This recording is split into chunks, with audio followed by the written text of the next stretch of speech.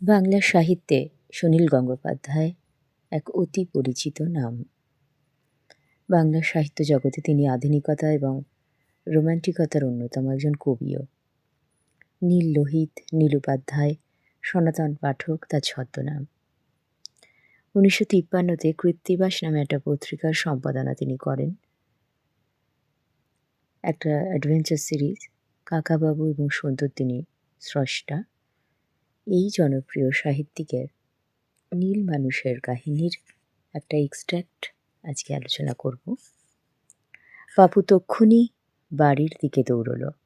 আলোচ্য অংশে পাপু কোথায় গিয়েছিল, সেখানে গিয়ে সে কি ভাবল, কখন পাপু বাড়ির দিকে দৌড়ল, বাড়িতে গিয়ে পাপু কি করেছিল।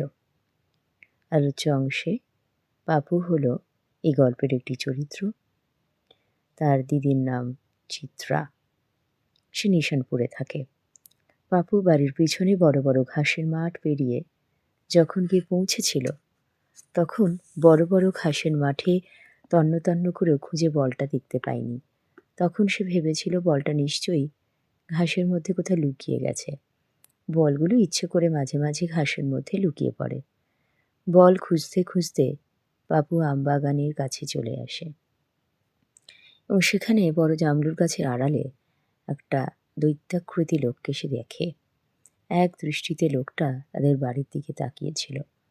লোকটা দৈত্যের মতন দেখতে, বড় বড় ঝাঁকড়া চুল, গায়ের রং একদম নীল, যেন দরজা জানলার রং কেউ ওকে মাখিয়ে দিয়েছে।